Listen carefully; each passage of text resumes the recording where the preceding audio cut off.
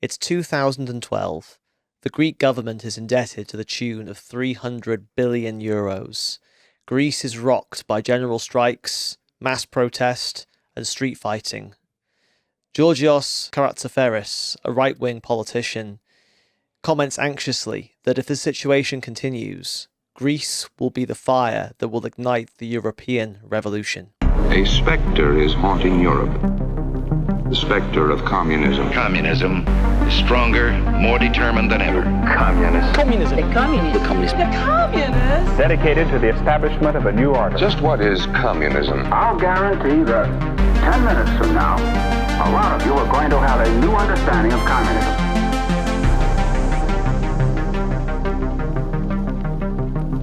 Welcome to the Spectre of Communism. 10 years ago, in 2015, a revolution in Greece was betrayed. How did this happen, and what are the lessons that revolutionaries and class fighters need to learn today? To help us answer these questions and more, we have with us Francesco Merli, who is a member of the International Secretariat of the Revolutionary Communist International. Francesco, it's really great to have you on the show. Thank you. So, before we get into the background to the movement in Greece, the crisis that precipitated the revolution, and why it was ultimately led to betrayal, why are these events important? Well, first of all, it's the aftermath of the 2008 crisis and the impact it had on Europe and the advanced capitalist countries finds its way, let's say, the weak link in Greece. So it's the beginning of a process that then is affecting the whole of Europe and beyond Europe, of course, that we can see at play in Greece, and it reaches the point of posing the question of who decides in society, who is ruling, and for what interests. And the answer to this question was not given in a way, or it was given in a negative way. We can learn a lot from these processes, because a revolution, that's what we're talking about, that engulfed Greece and went beyond Greece, had then important consequences on the lives we're living in today. So this movement occurred in the context of the aftermath of the 2008 financial crisis, which, really speaking, represented an organic crisis of capitalism. And looking at the metrics for this channel, I happen to know that it was a formative political event or political period for most of the people who are watching and listening. Certainly it was for me. I remember that time very well. And I remember how inspirational the struggle that the Greek people put up against the austerity measures foisted upon them by the institutions of European capitalism in particular was. But let's talk about this crisis. This episode isn't about the 2008 crisis, but it is a necessary backdrop to the events in Greece. So what was the 2008 financial crisis, and what impact did it have in Greece? Well, Greece was the weak link. So, it was preceded by an orgy, you can call it that way, of speculation that had at the center, it was affecting the whole world, but in the case of Greece, it did affect their banking system. The banking system was riding high, too high, in fact, for the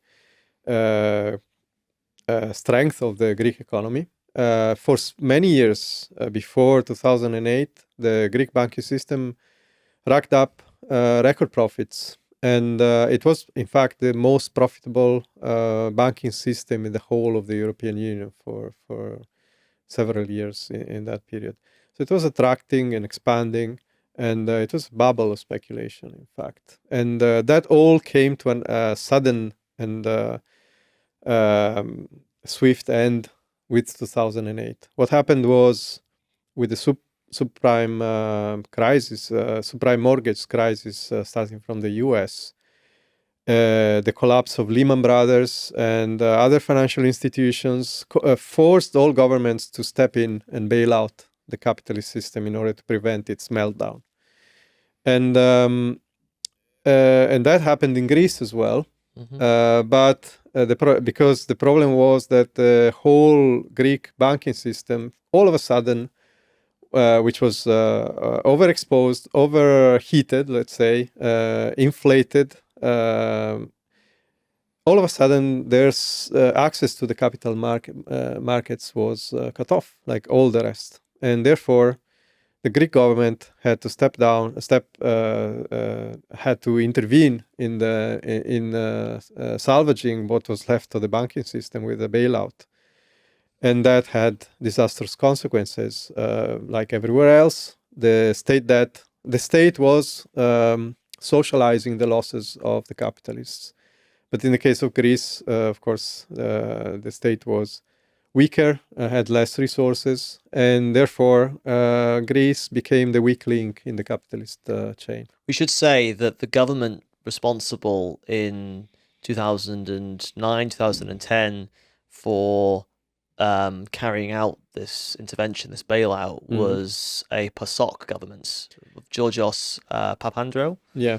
Which is the Greek Labour Party, in effect, right? The traditional left-wing or centre-left Social Democratic Party. Yeah, the PASOK was the main left-wing party, let's say traditional party in Greece, and was in a government. Well, actually, they won the elections that led them to power with a landslide. It was, and this government had to deal with that situation and carried out as under the pressure of the capitalist system, they carried out the bailout, and therefore took on the state debt as state debt, what was basically this black hole that was had been created by the capitalists in the banking system. Mm-hmm. Yeah, it was a 28 billion euro bailout. Mm-hmm. And the government was forced to announce a budget deficit of 12.5%. The international rating agencies downgraded Greece's credit rating, so it was harder and more expensive to borrow. And in the end, the government was having to borrow at rates of 10% just to pay off the interest on its debt, which, as I said in the intro, had swelled to something like 300 billion euros. So it was eye-watering. And I think it's important that we talk about the social consequences of the austerity measures that were demanded of Greece as a result of the money being lent that was imposed upon the Greek people in order to service this massive mountain of debts. So just how bad did things get in this period? Well, the first year or so, the government is just attempting to resist this enormous pressure. Why is Greece? I mean, all governments did the same everywhere. That was the case in France, it was the case in Britain, it was the case in the United States. But Greece was standing out because it was the weak link, and therefore it became a target for financial speculation and the speculations on the financing of this enormous debt. So the sovereign debt crisis was not affecting just Greece. It was affecting Spain, it was affecting Italy at the time. France was becoming more and more close to these levels, but Greece was the first target. So what the government had to face, the Papandreou government, was basically, the whole of the international speculation piling in onto Greece. And the result was that they didn't introduce immediately austerity measures, but these were introduced soon enough in 1 year or so. And the impact on that was dramatic because the austerity measures that were needed in order to finance the payment of these, or just the interest, not the debt itself, this 10% borrowing rates that they were forced to pay in order to get more financing for the debt that was just opening up a black hole. As time was passing by, it meant that the Greek state had to cut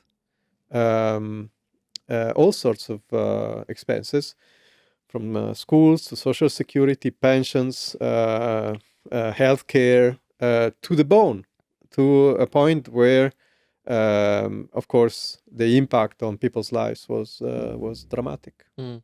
Well, I have a few statistics here, which are also cited in an article from the In Defense of Marxism Theoretical magazine, which in issue 50 carried a lead article about the lessons of Greece.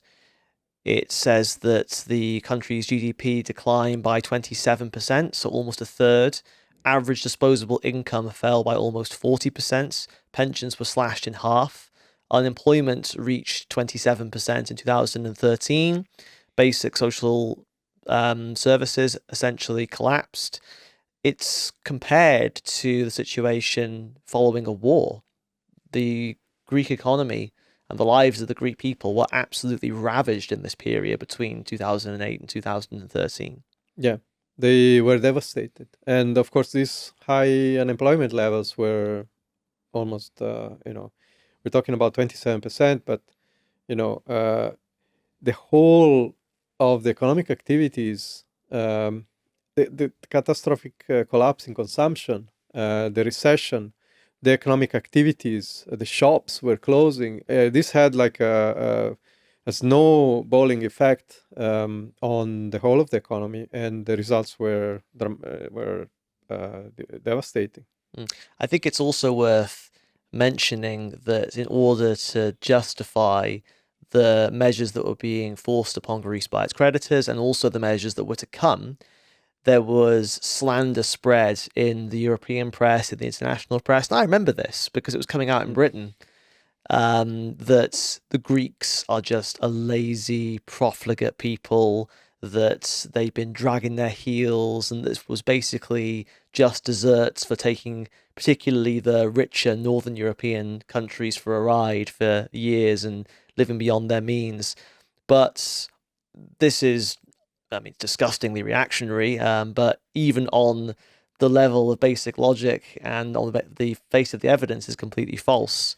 I've got one statistic here which shows that in the decade up to 2005, so that's from 1995 to 2005, Greek workers worked the most hours per day of any working class of any country in Europe at an average of 1,900 hours per worker, followed by Spain. So this myth of the lazy Greek workers that was spread around to justify the terrible situation that Greek people were being forced to endure. We should also say that the Greek capitalists, the Greek bankers, have made an absolute killing in the past period. They weren't being made to pay for this. The Greek bourgeoisie weren't being made to pay for this situation. It was the ordinary Greek workers who've been working as hard or harder than anybody else in Europe in that period who had to pay. Yeah, and that's precisely what happened. It was a widespread campaign that, of course, couldn't cut through, and couldn't convince the Greeks themselves, but it was carried out in a ruthless way throughout Europe to justify the treatment of Greece by the hands of the European Central Bank, what would become the group of lenders, those who decided the fate of Greece. And that was a vicious campaign which held responsible the whole of the Greek population for this state of the Greek economy. And they had no say in whatsoever, like in any other country, about what the capitalist class, their respective capitalist classes, were doing. And the problem was created by a speculative bubble that benefited the capitalists in Greece and the European capitalists as well. And the bill of the crisis that came out of it was presented to the Greek working class. Mm-hmm. I think that we should talk about a name that you'll hear a lot throughout this episode, which is the Troika, which was basically the figurehead that was leading the economic assault on the Greek people. So what exactly is the Troika? Well, the Troika was a group of international institutions that became the lenders, became the ones bailing out Greece, the Greek government, in that situation. And they came in 2010 by bailing out, I can't remember now the figure, but they bailed out the Greek state, providing finance in exchange for reforms, or rather counter reforms and cuts. So they wanted to stabilize Greece. That was the narrative of this. In fact, what they wanted was to use Greece as a deterrent. They wanted to make an example of Greece. And we have to keep in mind that the European Central Bank, the International Monetary Fund, and The European Commission. and the European Commission, Which were the which three were, institutions that the three officially institutions made were making up the Troika. They had in mind a scenario where everywhere the sovereign debt could become a focal point for a crisis, and they wanted to cauterize. That's what they did.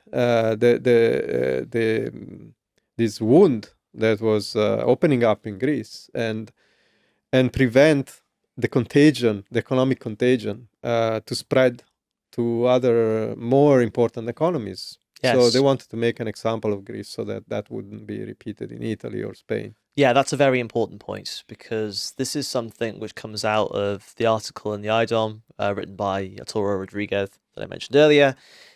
The actual value, the absolute terms value of the Greek debt was comparatively small in real terms relative to the actual economic weight of the EU and its institutions. But if Greece wasn't made to pay, if Greece was able to escape having to pay, then it would have been an example to all the other countries, which, as you say, were affected by the same debt crisis that afflicted the entire continent.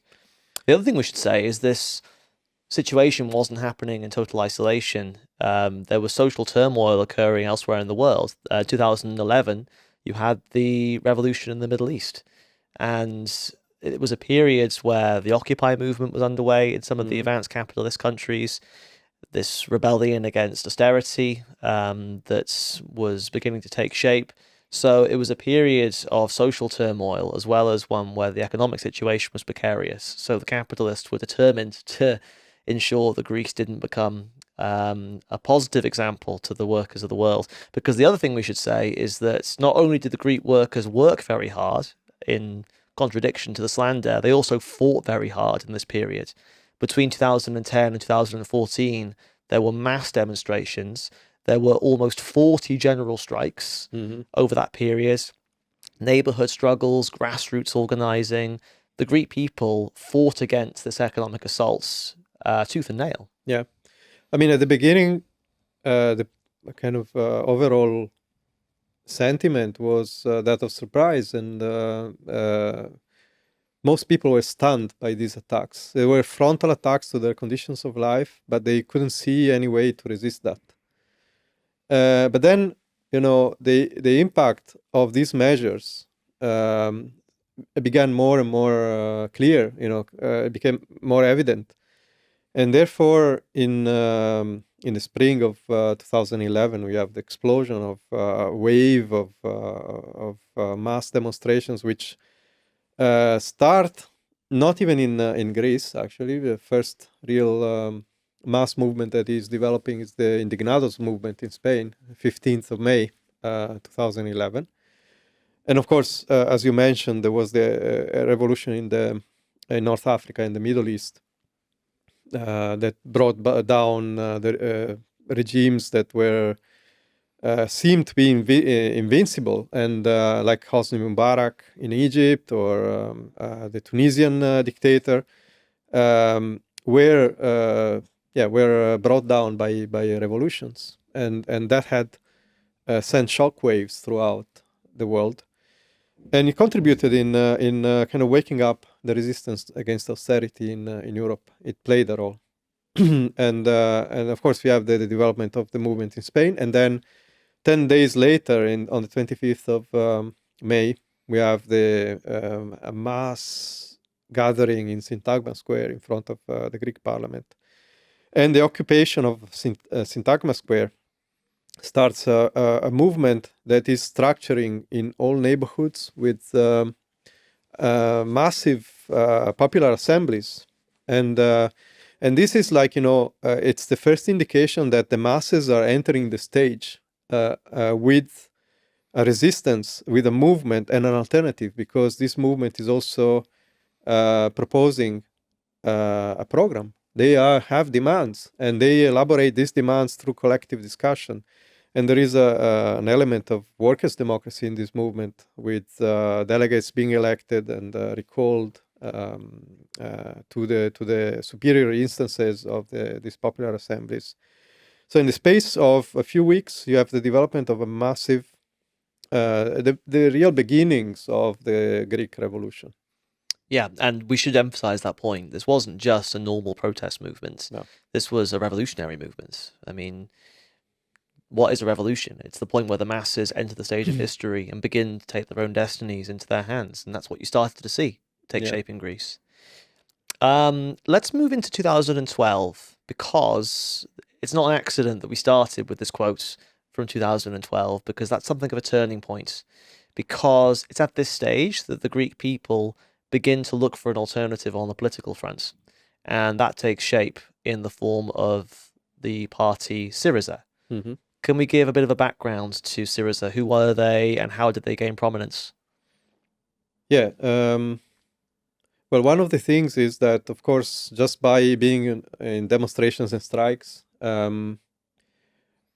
people experience their power and become more confident, and there is no way back from that. It's since May 2011, you have no. The movement is continuing all the time and taking all different shapes and forms.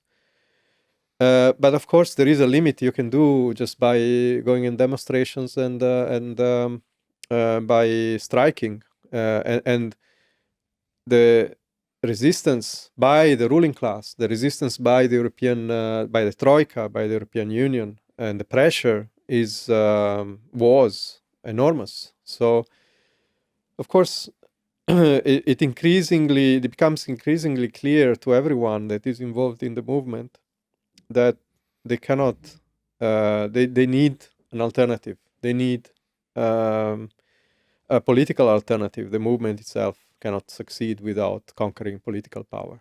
And there on the sides, you have the political scene in Greece, and the political scene is dominated still by the PASOK, which is the traditional reformist labor party sort of organization. And you have a powerful communist party, the KKE, the Greek Communist Party, that has very deep roots in the working class and has a history connected to the resistance movement, the struggle against the dictatorship, and is one of the main political forces on the left. But because of the attitude of the Communist Party leadership and their inability to connect with this fully with this movement, you have the emergence of a third alternative, which is coming from a smaller organization that is still kind of has a tradition. It's one of the splits, Euro-communist splits of the Communist Party in the previous period, in the previous decades. And this organization was called Synaspismos. And but Synaspismos is a small party. It's not really visible as an alternative up to that point. But it's taken over by this new politician, kind of a new face, Alexis Tsipras. And Tsipras opens a transformation of this party, which then will lead to the formation of Syriza as a party, on a radical program. And I think that's the main point, that Syriza fills in this vacuum between a right-wing reformist organization like the PASOK, that is totally committed to austerity, it's carrying out austerity and so on, and the Communist Party that has this sectarian, sterile position of in words revolution, but in practice they don't provide any leadership to the movement. And here it's Syriza stepping in and becoming more and more visible as an alternative on a platform of not repayment of the debt, on demands like the raising of the minimum wage, the renationalization of what was privatized, and so on and so forth. I mean, and the nationalization of the banking system. They became stronger because of the radical program. And we've said in a few episodes on the podcast recently, and in Against the Stream, our sister podcast, that in this period after 2008, you had the rise of a number of left reformist parties and figures in various countries, Syriza in Greece, but also Podemos in Spain, also Mélenchon in France, Bernie Sanders in the US, Jeremy Corbyn in Britain. So Syriza's rise was part of that process. Another party that gained a certain degree of prominence in this period and sort of serves as a bit of a whip of reaction is the Golden Dawn. We haven't talked about them either, the Greek fascist party. Yeah. What sort of role do they play in this period between 2008 and 2012? Well, they try to fill in this rage that is dominating, all the most poor layers of the poorest layers of Greek society. Come third in the election at one point, don't they? Yeah, they did. Can't remember now how much they got to, but they became, of course, heavily aggressive against the immigrants and but of course Greece is also a country where military dictatorship had been overthrown within the lifetime of a lot of people. And so of course the rise of the Golden Dawn also provoked a massive backlash in terms of rise of the opposition against their reactionary program, their reactionary ideas, especially amongst the youth. And they reached the peak in 2013 when they start attacking political activists on the left openly. And there is the assassination of a rapper, left-wing rapper, Pavlos Fysias, who is assassinated by the Golden Dawn. And that's like the moment when a massive backlash, a massive reaction against them develops within society. And they're, I would say, pushed back. Yes. By a mass movement. So we have this... And of course, eventually, the bourgeois who sort of keep the fascists in their back pocket as a reserve weapon, they clip their wings eventually and arrest their leadership. And they were forced to because it was becoming impossible. The Golden Dawn was illegalized and their leaders were arrested. But the bourgeois state in Greece had to act on them because it was provoking even a further radicalization in an already revolutionary mood that was developing among the masses. Well, let's move into 2013. So Syriza's gone from 4-5% in the polls to 16-17% in the polls. PASOK, which is the traditional mass centre-left reformist party in Greece, has collapsed from, I think at its height, something like 44% down to about 6 or 7%. And the government in charge is the traditional right-wing party, New Democracy. So it's the main party of Greek capitalism, the main bourgeois Greek party. It's also declining in the polls. So you have this situation where this left alternative is beginning to gain a head of steam. The traditional parties are discredited because they've carried out these attacks. The mad dogs of Golden Dawn have kind of driven the masses even further in the direction of a left-wing alternative. You have this mass movement led by the youth in response to the murder of Pavlos Fysias, as you say, in September 2013. So we're in a situation now where Syriza is looking increasingly like a government in waiting. You've mentioned that they have this new leader, Tsipras. What kind of a figure is Tsipras? Tsipras was seen as a new face in politics, something that was didn't have like the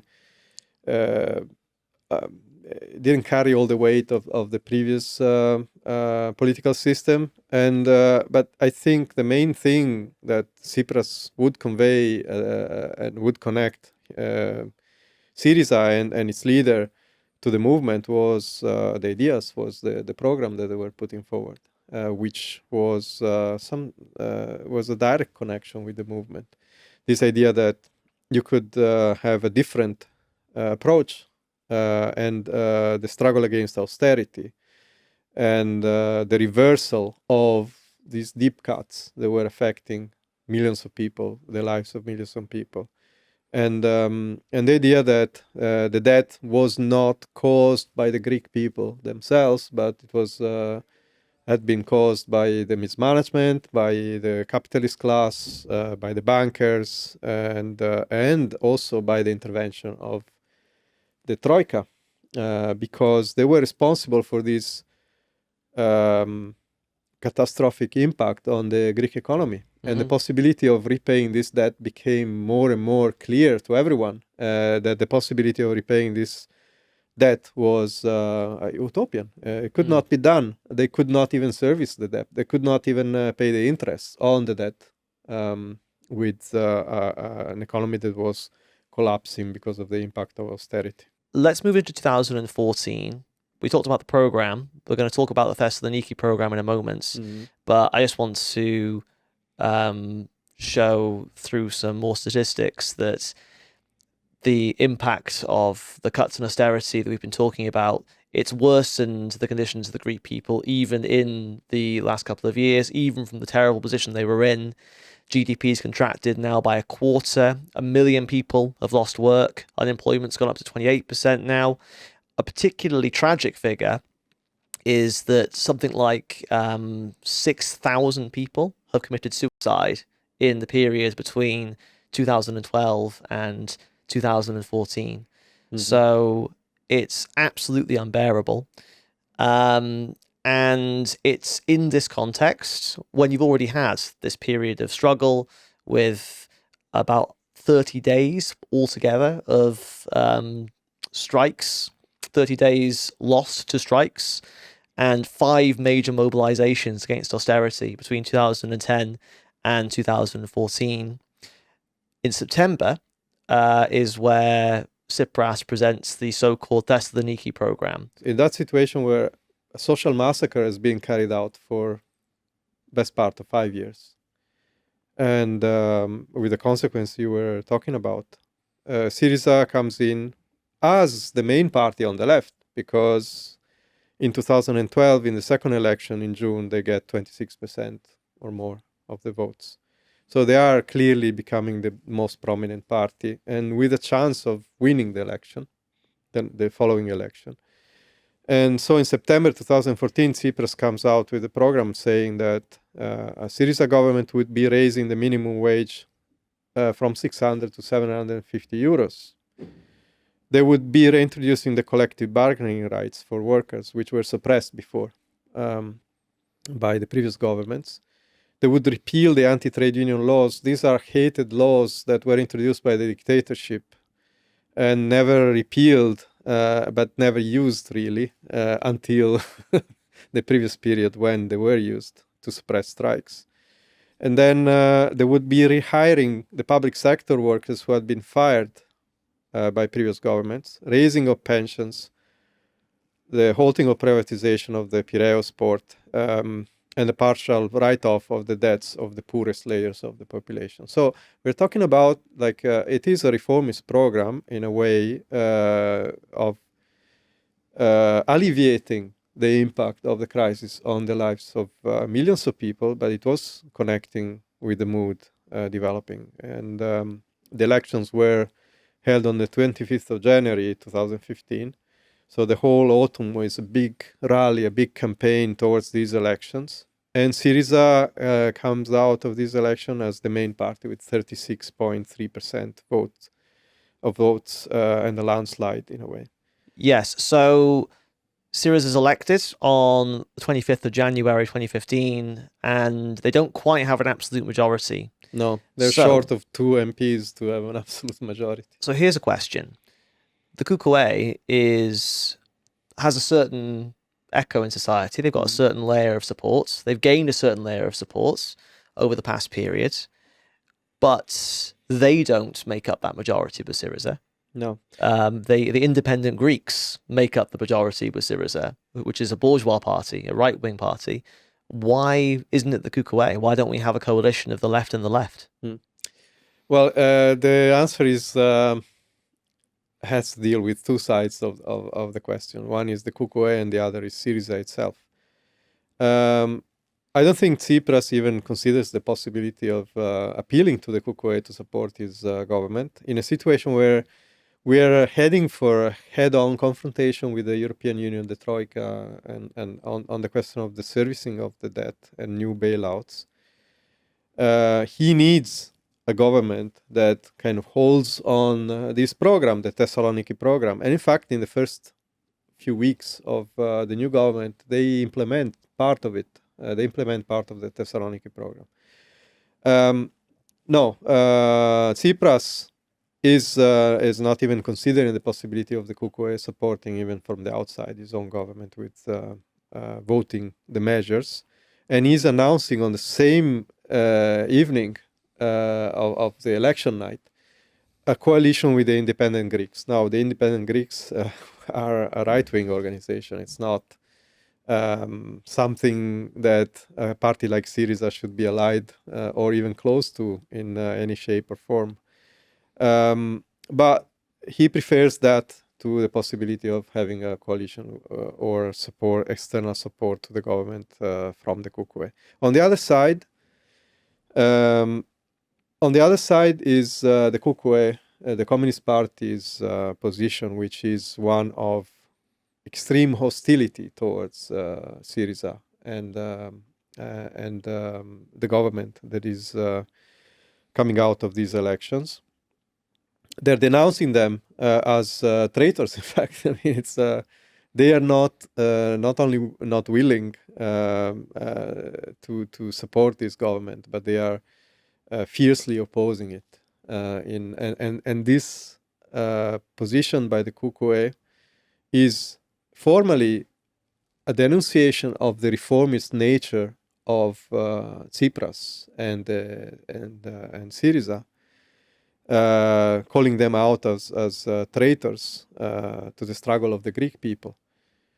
But in reality, it's it shows their inability to connect with the mood of the masses, their inability to provide a way out from this crisis by developing an approach towards the government that is expressing the mood of the most advanced layers in a revolution, right? In a revolutionary movement, in a way to challenge the leadership of Tsipras to carry out his program and say, okay, we can support you. We will support you as long as you carry out your program. We don't need to join the government. We can support you from the outside. We will rally, the mobilization, further the mobilization against the Troika, the European Union, and so on. But we will support your government insofar as it carries out the program you've been elected on. And that attitude would have gained the Communist Party with time and experience of what happened after. In the following months, would have gained the Kukuwe a massive support, and in fact, it would have strengthened the revolutionary wing in the movement. Instead, they choose to take a step on the side and limit their contribution to the crisis to the denunciation of the betraying role of the leaders of Syriza. Mm-hmm. Yeah, and it's so out of step with the mood at that moment. There was such enthusiasm, but I should also say a cautious enthusiasm, or not a blind enthusiasm from the masses of Greece. There's a really interesting quote from the article I mentioned earlier, where a prominent Syriza candidate, unnamed, reports, on polling day, people would walk up to me, pat me on the back, and make me promise I would not go back on my word. We support you, they say, but don't you dare do a U-turn, because if you do, we shall round on you.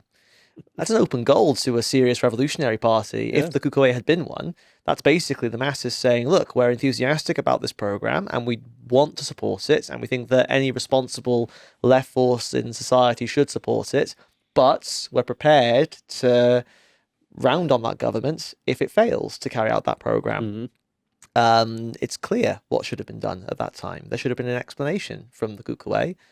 in the terms that you say, and it would prepare them and would have prepared the masses for what was to come. I want to dig a little bit into the social character of the vote for Syriza, because it's so evidently the most advanced and working class layers of society that throw their weight behind Syriza at this time. More than 50% of the unemployed, so people who've been hurt most by the crisis, voted for Syriza. All the working class neighbourhoods gave the majority of their vote to Syriza. In the wealthy neighbourhoods, that's where the New Democracy, the right-wing party, won. Unsurprisingly. And Syriza did very badly in those neighbourhoods. Amongst young people between the years of 18 and 37, Syriza won 41%. The only segment of society where New Democracy beat Syriza was amongst the over 65s. And even then, it was 37%, so it wasn't exactly a complete runaway. Yep. The point is, this was a clear mandate from workers and youth for serious change. And they're vesting those hopes, they're vesting trust in Syriza to do that. But this is where the Troika, this is where the representatives of European capitalism show what democracy really means under capitalism. And I think it's worth here as well, because this is also just before the Brexit referendum in Britain, which sort of tears the country apart. And there was this idea which was prominent at the time amongst liberal and reformist layers, and I'd say still has a certain weight amongst particularly middle-class liberal and reformist layers, that the EU is this nice, civilized, democratic force for good in the world. Well, if you look at the way they spoke about the Greek people and about the democratic will of the Greek people and the democratic mandate for this program of reforms and rejection of austerity, you really see what the EU represents. I've got a quote here from the head of the European Stability Mechanism, a German politician called Klaus Regling, sorry, bureaucrat even, a German bureaucrat called Klaus Regling, who said of the negotiations that opened up after the election between Syriza and their European creditors, you must never, ever default on the IMF. Suspend all pension payments instead. This is what you must do. Yeah. This is putting it black and white. I don't care that the Greek people voted against austerity. I don't care they voted for these reforms. You owe money, you owe debt, and you're going to pay it. And if you have to impoverish old people to do it, then that's what you got to do. Yeah, and in fact, that's what they were doing. I mean, it's not like just one isolated quote, you know, that and there were many of these to this effect. It was actually, you know, like a chorus. It wasn't. There was no one was dissenting from that in the mainstream political scene, apart from the movements that were developing throughout Europe against austerity. But if you talk about, you know, the European central bankers, the important leading economists, they were all talking about the same language, basically. So it was like they were. Why were they doing that? Because this is one thing that it was difficult to understand, especially from the point of view of the Greek people. You know, why such a ultimatist approach on part of the European Union? Why such intransience? And lack of flexibility on any possible, a way of dealing with this crisis. Their intervention made the crisis much worse. And why were they doing that? Because at stake, from the point of view of European capitalism, it wasn't the question of Greece. Greece was relatively marginal and small from the point of view of the world economy. It was relatively, it could be handled in a different way. Comparing the size of the Greek economy and the level of the debt with the resources that Europe had at their disposal at that moment, still.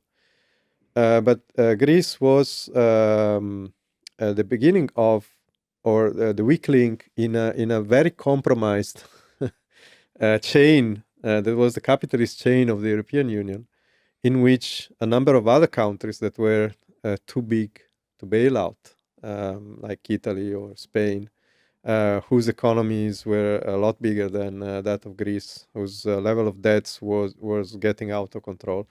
The European Central Bank, the European Commission, they were defending the interest of European capitalism, especially the interest of the core capitalist countries in Europe, Germany and France to a lesser degree, but especially Germany. And so they were fighting their corner, in a ruthless way. And the consequences were not they weren't interested in the amount of suffering that they were provoking by doing that. I have an article here from Forbes called "Why Greek Exit from the Euro Will Be a Very Bad Idea," because this is one possible outcome that was floated at the time of an inability to negotiate some sort of solution, Greece being booted out of the Eurozone. I think it's very interesting.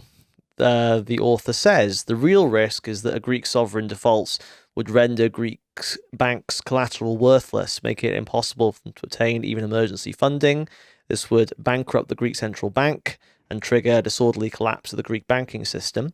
The majority of Greek sovereign debt is held not by banks, even Greek ones, but by a range of EU institutions, including the ECB, the EFSF, and Eurozone governments through bilateral lending, and by the IMF. All of these institutions would lose substantial amounts of money if Greece defaulted on its debt. This would be the case whether or not Greek default was accompanied by exit from the euro. When a sovereign defaults, the systematic shock transmits itself to others through the balance of payments channel as trade is abruptly truncated and capital flees. It's particularly disastrous for countries with the strongest trade links to the defaulter. In the case of Greece, that will be the Eurozone countries. So basically... Especially Germany. Especially Germany, yeah, exactly. So basically, if the Greek economy flatlined, it wouldn't just be Greece that would suffer the consequences. It would be the entire chain of European capitalism, especially if it triggers defaults or it encouraged voters in Spain or Portugal or elsewhere to elect similar governments, putting them in a similar position, leading to defaults. You're talking about the entire house of cards coming down. So this helps to explain why they were digging their heels in. Yeah, in fact, what we're talking about of the Troika's intervention in Greece it can be described as an indirect bailout of European banks. That's what they were actually doing, was to prop up the balance sheets of important European banks, which were exposed to Greek debt, and a default on Greek debt would have revealed to be disastrous for them, and force the authorities, the institutions, and the governments in the core Central European, the most important European economies, to intervene once again, just a few years after the bailout of 2008. There's another thing as well, because the European capitalists had a fifth column, which was the Greek capitalists, who were horrified at the election of Syriza, and they moved immediately to attempt to sabotage the government. The markets reacted with a flight of capital after Syriza's election. The stock market fell 14% in Greece. There was a 40% fall in bank stocks, and the Greek media, the capitalist-owned Greek media, launched an assault on Syriza, saying that the government was irresponsible, that they were going to bankrupt the economy. So the Greek capitalists effectively showed their true allegiance, which was to the capitalist system first and foremost, not their own country, by putting pressure on Syriza to capitulate.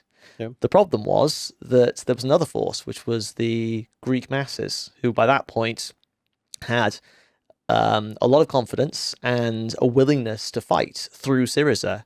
And I got a really good quote from a comrade of ours who was a witness to these events. So this is from something that he wrote at the time. This was published just after Syriza's election. He says, "We have witnessed a complete change in the consciousness of the workers and the youth. They see Syriza as their own government. This feeling has been strengthened by the announcement of the first reforms and the confrontation with the Troika.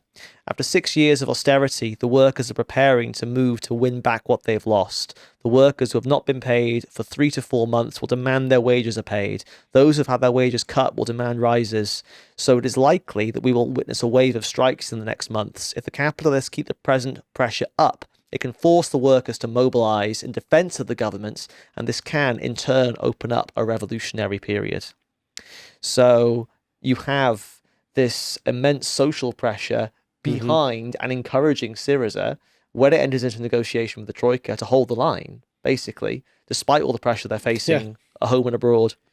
No, I remember, I mean, the process was very clear. There were enormous illusions, mass illusions in this government. 95% support for its stance in the negotiations at one point. Also because, it appeared to hold the line.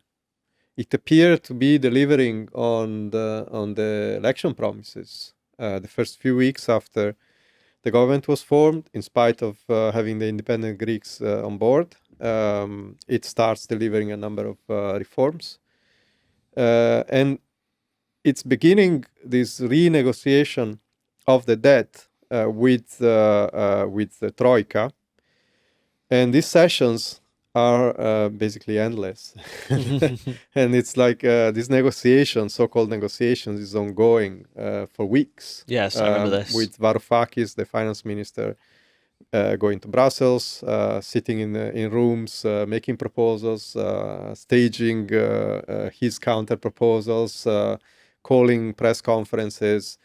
And all this is followed by millions of Greeks that are mobilized and literally occupying Syntagma Square in front of Parliament to like a vigil.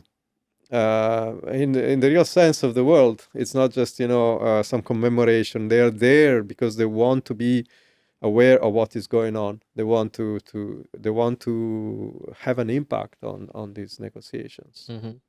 Let's talk for a moment. Let's take an aside and talk about Yanis Varoufakis. We put him in the thumbnail, so I suppose we should deal with him.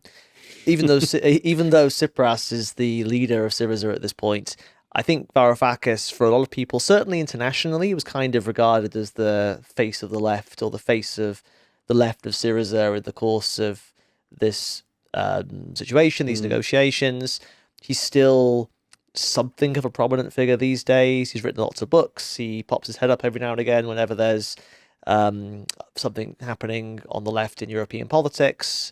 He's turned into a bit of a celebrity economist and politician. What kind of a figure was and is Yanis Varoufakis? Well, he was portraying himself like this erratic Marxist. Yeah, his words, the erratic Marxist. The erratic Marxist, yeah. In fact, his position was similar to that of Tsipras. From that point of view, there was no difference. They thought they could convince the Troika. Maybe they weren't as naive as thinking that they would convince the Troika just by the sheer strength of their arguments. But they, especially Tsipras, was very conscious of the mobilization around the party, not just in the anti-austerity movement, not just because it propelled them to government. And they were very effectively agitating in the previous period, unifying all the forces around Syriza and making Syriza the center of this resistance against austerity, right?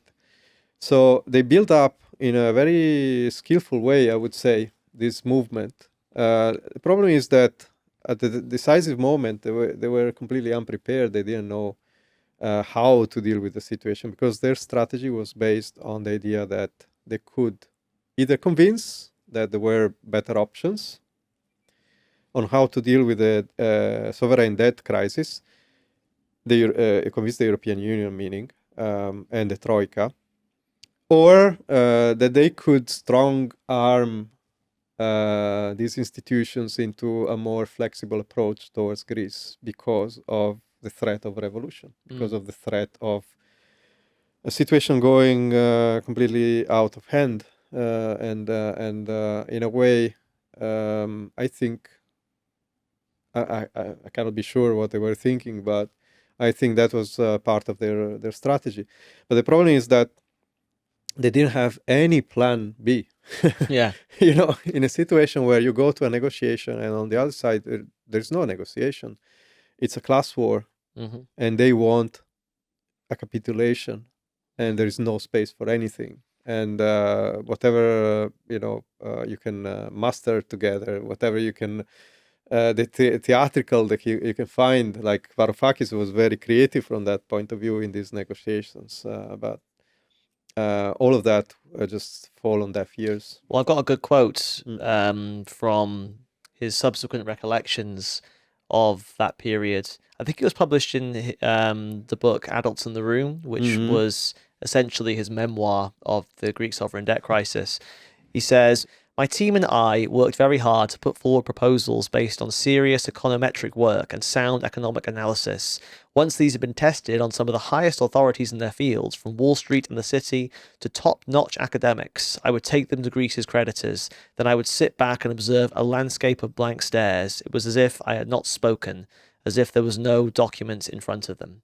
So I think that pretty much sums it up. They were not interested in listening to even the most soundly worded and developed economic program. From their point of view, Greece had debts to pay and it was going to pay them, irrespective of the Yeah, threat. it was not a negotiation. It was just a summoning up the enemy for capitulation. That was what was happening. And on the other side, we have, Tsipras, who is at least in words, is raising expectations about the outcome of these negotiations. So you have hundreds of thousands of people mobilized, permanently sitting in Syntagma Square.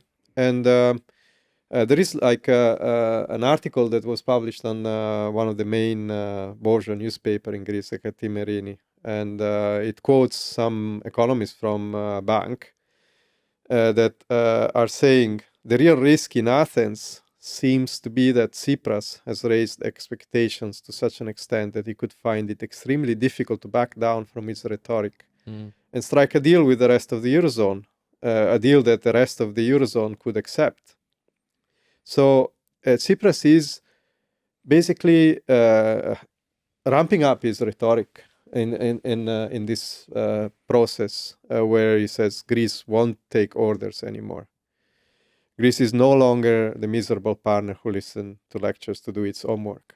Greece has its own voice, and is saying that in a way to say, okay, we have accepted so far as a country the humiliating recipes of austerity, of cuts, which have thrown Greece's economy into profound slump. We're talking about 25% of GDP lost in those years, and is saying no more of this, and people are resonating and to this kind of call. And then he also announced that the Troika is finished, the memorandum is finished. The memorandum being the previous agreements for austerity that were subscribed by Greek governments, that led to this situation. So it's I think that's why I'm saying that part of the strategy of Varoufakis and Tsipras was, on one side, to basically try to convince the Troika that they were facing serious troubles, in Greece, and there was also the European-wide anti-austerity movement, which could be galvanized by this. And that was paradoxically one of the reasons why the European Union and the Troika were not keen to accept anything. And on the other side, to build up this mood of mobilization in Greece as a form of pressure. The problem is that they were very successful in rising up this mood and cultivating it and feeding it and so on, but they were completely unprepared to a situation where the European Union would call their bluff. and they call you down in a bluff. You have to provide something, otherwise you've lost. Yeah, if what you show is a high 6 and nothing else, Yes. then you're in trouble. And that sort of simultaneous strategy of, on the one hand, trying to convince, on the other hand, leaning somewhat on the social mood and on the social movement in order to get some kind of better deal or better outcome. You see that unfolding between April and July 2015, because Varoufakis is actually booted out of negotiations, or it's a little bit unclear to me whether he recused himself or whether he was kicked out, but one way or another he leaves in April. He's seen as being too intransigent, and it's suggested that the Troika says that, well, if you're going to get any sort of deal out of us, this guy has to go, so he goes. But then in June, Tsipras, having made a certain concession there, comes out stronger, as you say, comes out with this bold speech, and he vows to put the latest ultimatum from the Troika, so this latest set of austerity measures they demand, to a public referendum that's going to take place on July the 5th, 2015. So he says, all right, we've been elected on a mandate of fighting austerity, of carrying out reforms, and you tell us that we can't do it because we owe you money, we owe this much money. But the Greek people ultimately are sovereign, and they get to decide. So I'm going to put this proposal to them, and they'll tell you what they think of it. Yeah. What was the logic behind putting the Troika's proposal to a public referendum? Well, here's a lot of guessing, of course, on what Tsipras had in mind when he came out with that. But I think it was a continuation of the previous tactics, and it was a maneuver, in a way, maneuver because, of course, the pressure was immense on Greek, and Greek was about to default on their debts. The latest, it was not even a memorandum, or it was posed as an ultimatum. You either accept this or you're out, and with whatever consequences that meant.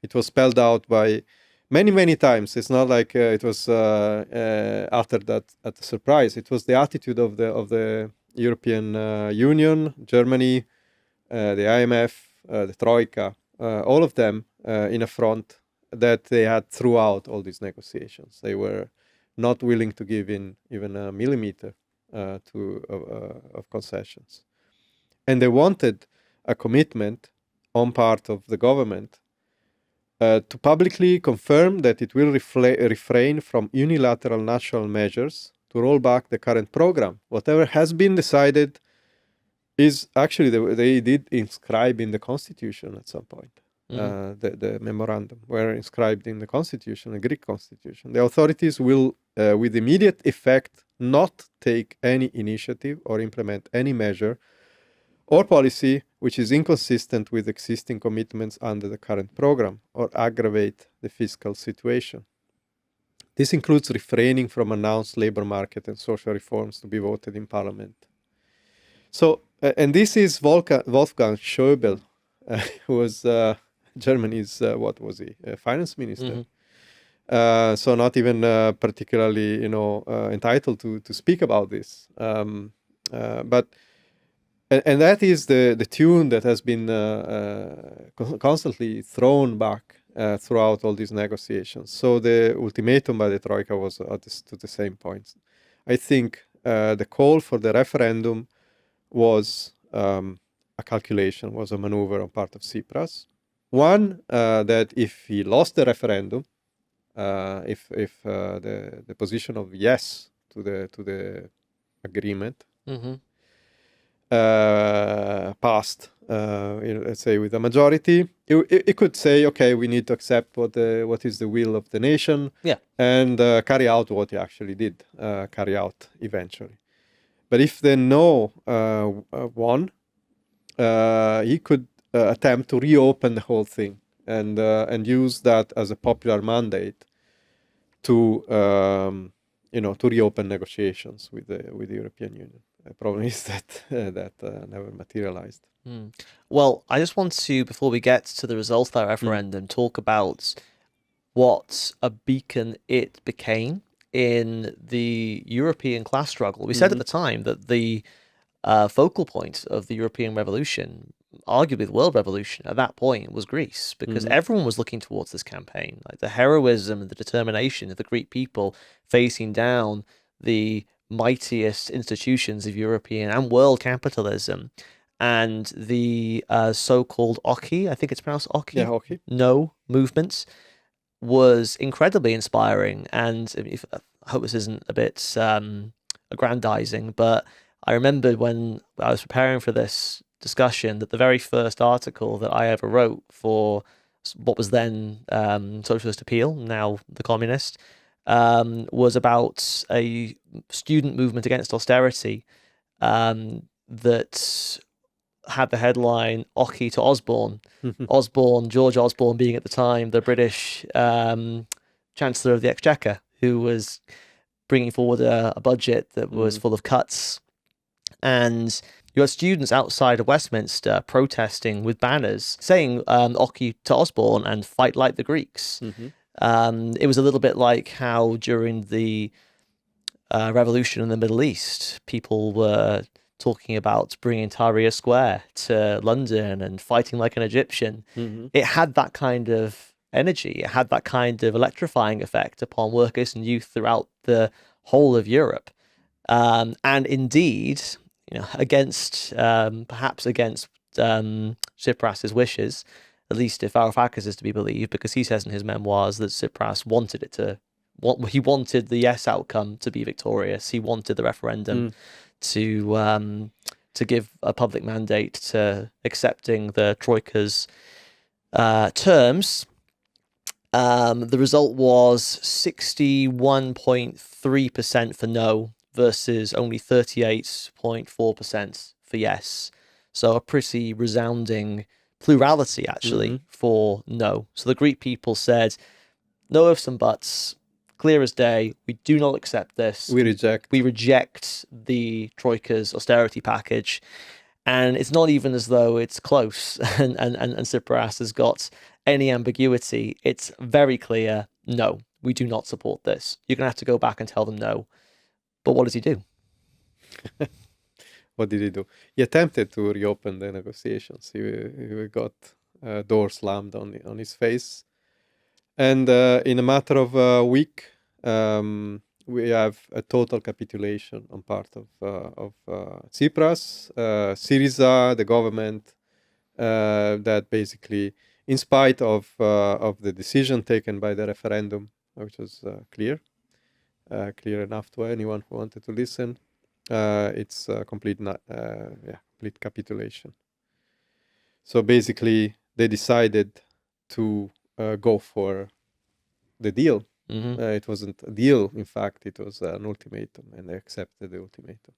The problem here is always to think, well, you hear, commentators and say, but what were the options, that he had? And of course, when you reach the point of the moment when Tsipras took this decision, one could argue that maybe he didn't have any other choice at that moment. But then the problem is, what did he do in order to open possible alternative scenarios, and what kind of policies he pursued up to that point? And then you can arguably wonder, was that the only possible outcome of this? Yeah, because I remember the European Union, I think it was, that's right, it was Mujtaba Rahman, who was the head of the European analysis at the Eurasia Group Risk Consultancy, said that Greece had just signed its own suicide note by voting against the Troika's austerity package, and all the sensible press at the time were saying, well, what's going to happen? They're going to be kicked out of the Eurozone, they're kicked out of the EU, they'll have to abandon the euro, go back to the drachma, their economy is going to be wrecked, this is completely unworkable. As you say, on a capitalist basis, you could argue there was no way forward. Well, inarguably, there was no way forward.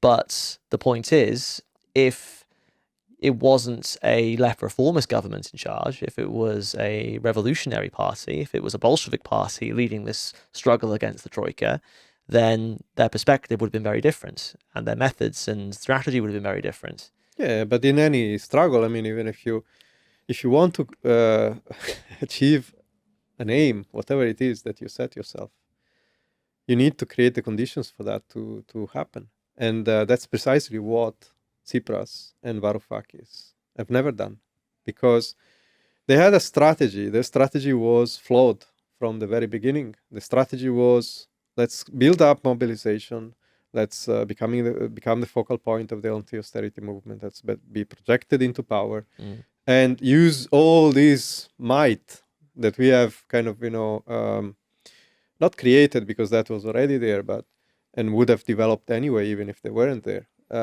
But to use this energy, channel that into a form of pressure so that we can gain concessions and negotiate some kind of longer terms on how to deal with this crisis within capitalist framework. So they always repeated that we firmly commit to honor our debts and so on and so forth, and that they just wanted to negotiate the way this is going to be done over maybe not immediately, but over a number of years. And so it was a completely, it was a strategy that was limited by the confines of the capitalist system. That's why we call it reformist. But it was a failed reformist strategy in a way. And they didn't have any idea on what alternative if this doesn't work. And that's the extreme superficiality, in fact, of reformism, is to bet everything on one scenario, and then when that scenario doesn't materialize, well, we tried. And we have to take a step back. There is no alternative. And that's the type of situation that we see. But this comes at a heavy price. This comes at a heavy price because what is at stake, what was at stake in 2015 was not just Tsipras' government or his career, but it was the lives of millions of people who had been suffering for years atrocious conditions and the worsening of their living conditions. And to the point that even today you see the traces of that in Greek society. There is a lasting legacy in terms of debris, in terms of what has been destroyed of the fabric of society in Greece in that period is still visible today, 10 years later. And it's so profound that, of course, it shaped consciousness in Greece. In the previous period, before the referendum, it shaped consciousness to the point of having, I wouldn't say a majority, but a large part of Greek society ready to fight to extreme level. And so that in a referendum, they said no. And the whole campaign of the referendum against for yes was, if you don't say yes, the consequences will be disastrous. The EU will just be, hell will be breaking loose, and the whole society will come apart, and everything will collapse, and Greece will go in a default, and this was a terroristic campaign on part of the ruling class, on part of the European Union, and in spite of that, people said no. Yeah. And that's the real tragedy. It's that shortfall between the determination and willingness to struggle of the Greek people and the quality or lack thereof of their leadership. I mean, Syriza went further than a lot of left politicians in this period, reformist politicians in this period. But in a way, it's almost worse. If you're prepared to drag things to that point, to lead the people up to the top of the hill only to lead them down again, then the commensurate collapse in confidence and the despair and the fallout and the example that was made of Greece as a consequence of this is that much greater. Yeah, it was a betrayal. Exactly. Just hypothetically, what sort of a program would have been necessary for this outcome to be averted? Not to put too fine a point on it, but what would our program have been, for example, had we been in Tsipras and Varoufakis' shoes? Well, we weren't in their shoes, but we were commenting and proposing alternatives throughout this movement. And so anyone can go and refer back to the articles we wrote at the time. I'll put some examples of those articles in the description of this episode, so you can do just that. And I think that is the vindication of Marxist position in relation, Marxist analysis in relation to events like this, because throughout we have warned of what was at stake, what kind of limitations that of the position taken by the leaders of these movement, Tsipras, Varoufakis, and company. But in order to answer this question that you make, maybe you should make a small dive into the political scene and the protagonists of this period. And of course, Syriza and Tsipras and Varoufakis, they play a prominent role, but they are the main leaders, and we have explained enough of the contradiction of their actions and so on, which is getting to the crunch time, they have no base to base themselves on. They cannot carry on their reforms basing themselves on the Greek bourgeois state, which is out in a rebellion against the Syriza government, by the way. The ruling class is boycotting them, the capitalists are attacking them, the press is attacking them, the state is not answering the commands of the driver, let's say, and there is a form of boycott against the Syriza government insofar as it is implementing the reforms that they are promising. But they don't have a base to base themselves on. The party, of course, has organized a fraction of the support. So Syriza had grown, and inside Syriza there is a left and the right wing. The right wing is clearly becoming coalescing around Tsipras and their attitude towards the negotiations, and the left wing has about 1/3 of the members of the Central Committee and the MPs, and this left is not providing any alternative. This left. Which is organized around Lafazanis, one of the leaders and minister in the government. They are supporting the position and the tactics and the general strategy of the reformist leadership around Tsipras and Varoufakis throughout the process that is leading to the government and throughout the period that is leading to the referendum. In the referendum, they take a position in favor of no. And after the referendum, when there is the capitulation, they just dissent from the capitulation. They refuse to vote for the New Deal, which is not a deal, but they refuse to vote for the ultimatum. And so they force Tsipras to call for new elections in September. Instead of waging a struggle inside the party, they decide to leave the party. They leave Syriza. By doing that, they facilitate Tsipras holding on to the leadership of Syriza. That's one part of the political equation. And then you have a major party, and which we haven't talked about much because, unfortunately, the role played by the Communist Party, the Greek Communist Party, throughout this process has always been that of sterile opposition on a formally revolutionary platform of abolishing capitalism, but without providing any lead in how to get to the point of abolishing it. A to Z without the other letters it was in between. Just Z. It was the final program was that of overthrowing Greek capitalism, but how to get there, well, that's a mystery for everyone to see. And they could have the Greek Communist Party has a history of a proud history of being the party of the resistance movement, a party, the backbone of the struggle against the dictatorship.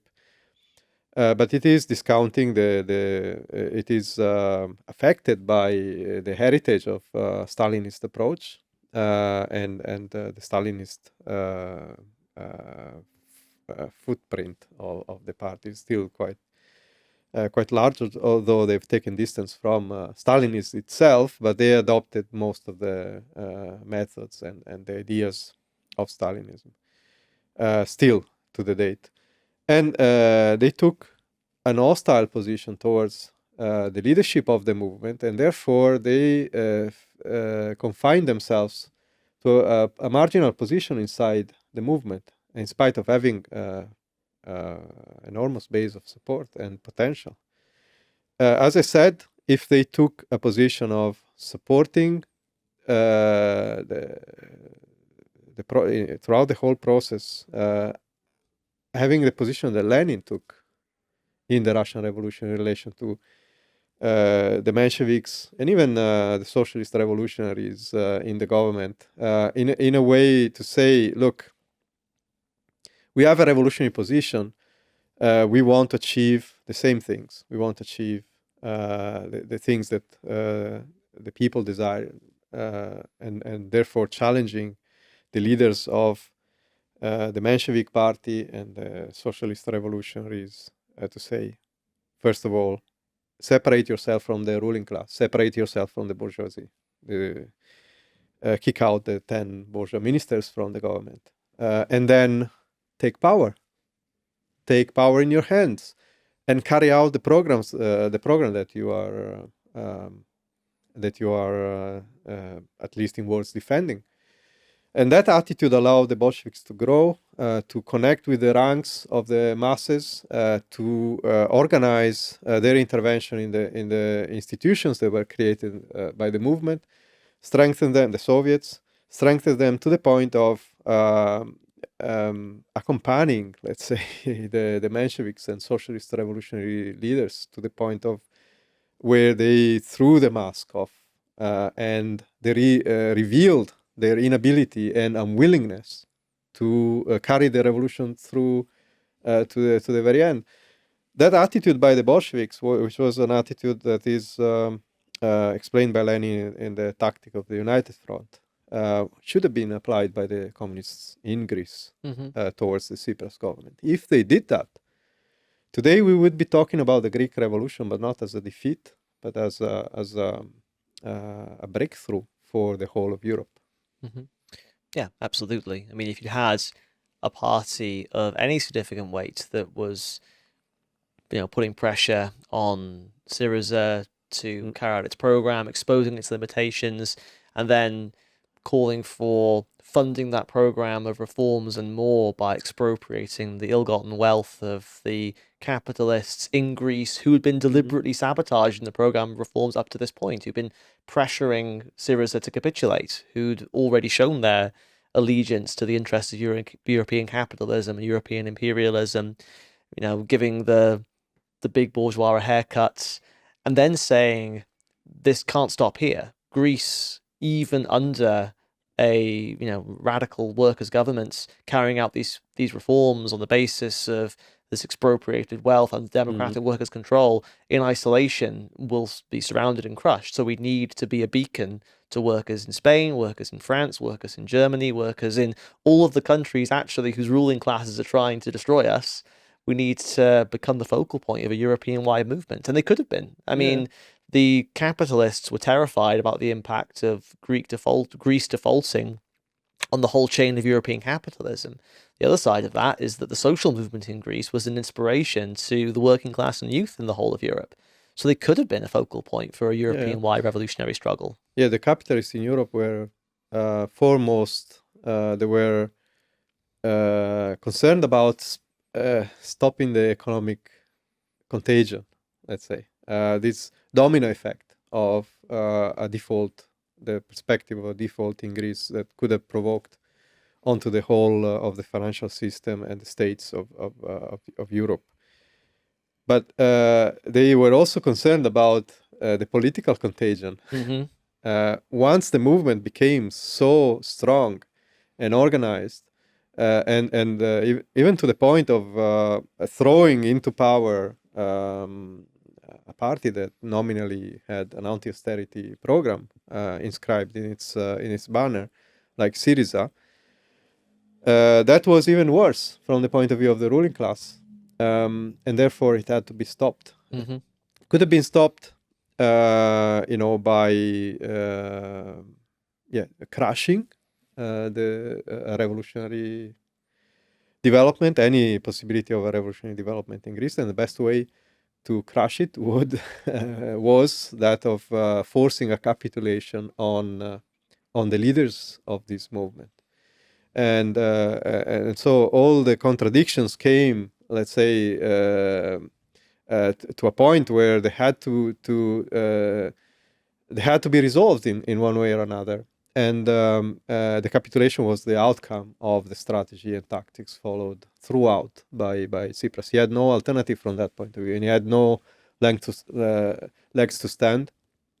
And the other perspective was that of a socialist revolution in Greece, which both Varoufakis, Tsipras, and all the leaders of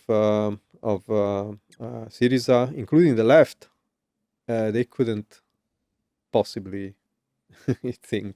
They couldn't envision. They couldn't envision, including the left. I'm talking about Lafazanis, because Lafazanis' perspective was that of Grexit, was to push Greece out of the Eurozone as a decision taken by Greece and reclaiming sovereignty. If someone is thinking about Brexit, it's the same type of arguments that were advanced, but with more leftist kind of slant. Mm-hmm.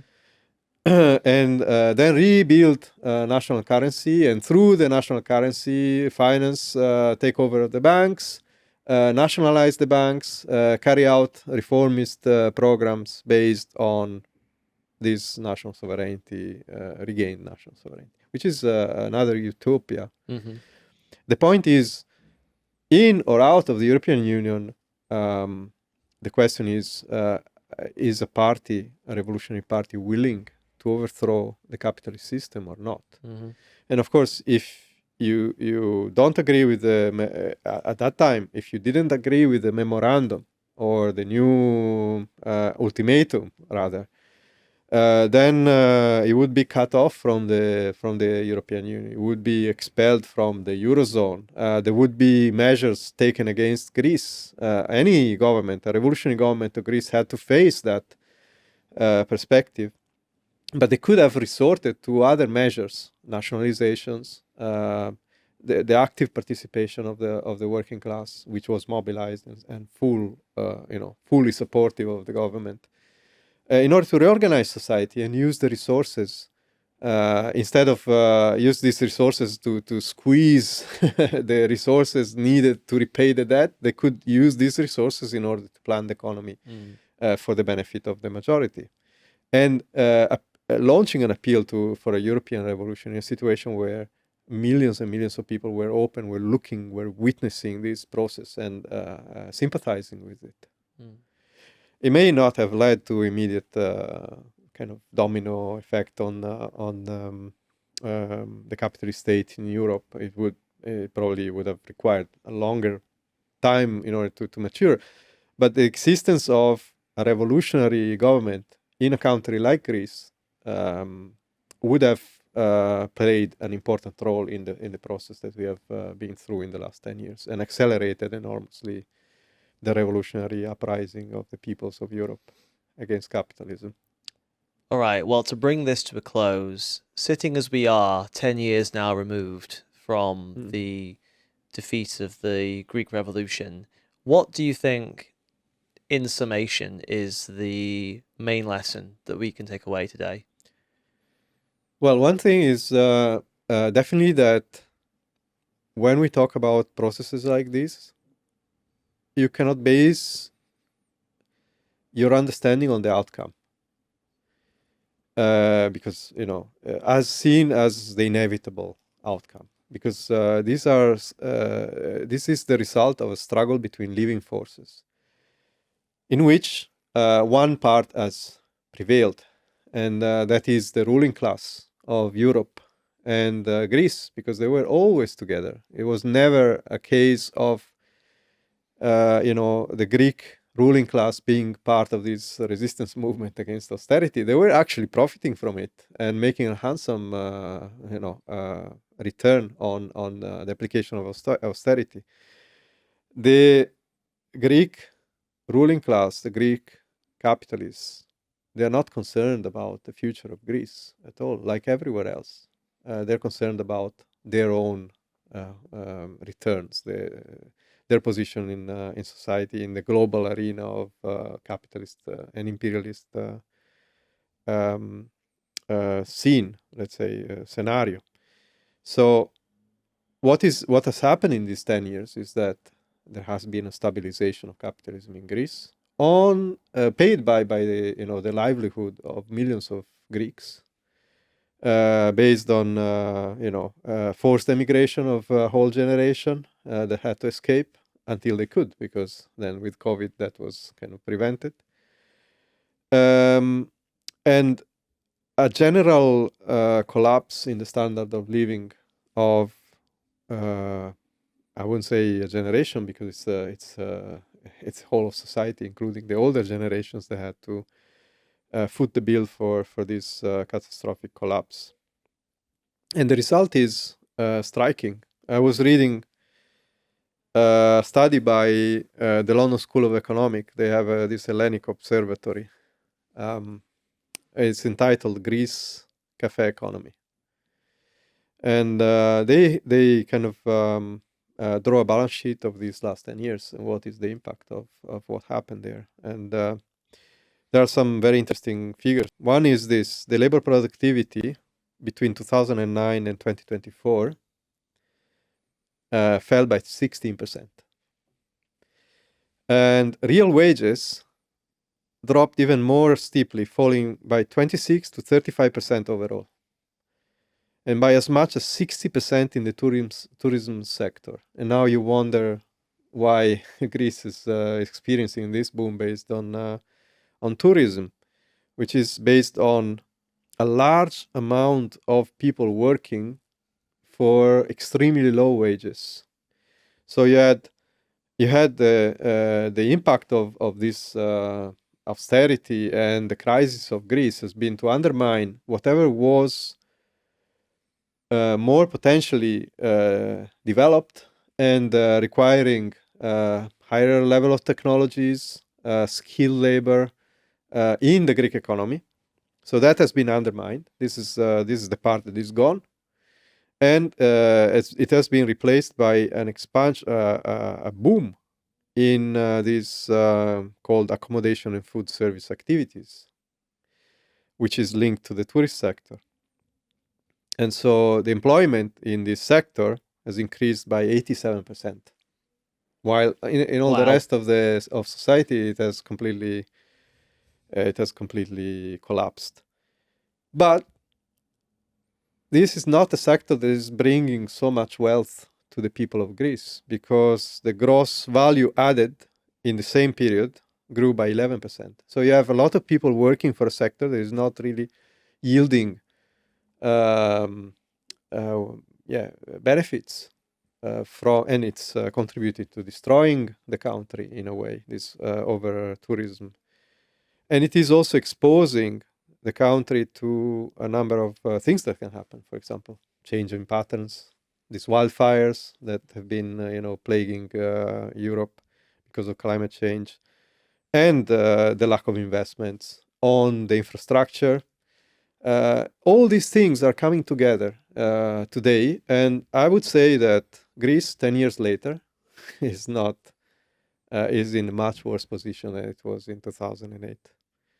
From all points of view, quality of life, the economy, the solidity of the economy, and the ability of Greek capitalism to develop society, which is as proved, in fact, it is proved the opposite. Just to not end on a completely pessimistic note, we should also say that after the shock of this betrayal, there has been a recovery of the class struggle in Greece. There have been new movements in the last period, powerful ones, led by the youth in particular. Yeah. So can we just briefly end off this episode on a more hopeful note, talking about that. Yeah, no. What I was saying is not it doesn't have to sound like a pessimistic note, because of course it's just objectively what the people in Greece had to go through as a consequence of this betrayal and this defeat. But of course, as I was saying, Greek capitalism is revealing to be rotten to the core, and the governments that have then replaced Tsipras, the New Democracy, and all different coalitions and so on, they have destroyed the fabric of Greek society by, for example, a chronic underinvestment, by privatizing everything. Everything is privatized. And this underinvestment was revealed, the consequences of this underinvestment on infrastructure was revealed by the Tempe disaster, the collision, the train collision that killed dozens of people, commuters, and revealed the state of the infrastructure in Greece. That was a shock that provoked a massive mobilization, the first real mass general strike after the betrayal of 2015. So I mean, we had general strikes throughout, because, but not of that sort. Yeah, so the collision was in 2023. Yeah, that was February? Yeah, 2023, and it kind of revealed the everything that people knew already, that they've been struggling against, isolated for example, the railway workers. They were striking for security. They were denouncing the state of the misrepair of the railways and so on. And so everything came together and became this focal point that triggered a politicization wave again, on the youth especially, but not just the youth. It's whole of Greek society. The working class again is back on the move, and this was like an explosion of that brought back the idea that something can be done to change things. And then 2 years later, this year, 2 years later, it was February this year. We had, after 2 years, the attempts by the government, the New Democracy government, to cover up for their responsibility in that disaster, which triggered an even bigger, massive general strike with 2 million people taking the streets in every single town and neighborhood in Greece. And this reveals what is the real mood that is developing. Of course, it lacks a consistently revolutionary leadership in order for this movement to develop to the point of challenging or getting to the point of having the possibility of overthrowing capitalism in Greece. But I would say that after the betrayal of 2015, there was a period of where all the hopes were dashed. The catastrophic consequences of that betrayal was the loss of confidence in everything, even in the ability of people to change their own lives, which they experienced before. They thought, the whole dynamic of the movement was building up this confidence, and then this betrayal undermined it in a catastrophic way. And for many years after that, I wouldn't say the full 10 years, but at least 7, 8 years, there was a mood of political depression and impotence, which was prevailing. And I think now this has come to an end. Well, that means that it's all the more urgent that we get on with the task of building revolutionary leadership that can ensure that future opportunities like that which developed in Greece between 2008 and 2015 aren't missed, and that we learn the lessons, but also that we look to the incredible struggle of the Greek people, their incredible heroism and determination as a source of inspiration. Because yes, this story ended tragically in 2015 with a defeat, but as you say, it's not a closed book, and the Greek workers and youth are rediscovering their capacity to fight and struggle, and the Greek Revolution will return roaring back into the scene even stronger. Yeah, I would say also that the world situation has changed. Yes. And if in 2015 we were seeing the beginning of a process of radicalization, the question of the impact of the bailout, austerity was becoming awakening the masses to a political struggle in many countries, not just Greece. But today, I think the experience of the last 10 years everywhere have led a whole new generation to draw revolutionary conclusions that capitalism is not the way out. Mm-hmm. And events like those of Greece and the betrayal by Tsipras and what happened in Spain afterwards and many other events that we haven't commented on, but we will in future podcasts and we have written about. All these things have come together in creating this and consolidating this idea that we need to end the suffering by overthrowing the capitalist system, not just in one country, but throughout the world. And we're seeing these revolutions that are developing in many countries that are expressing the rage, the discontent, and the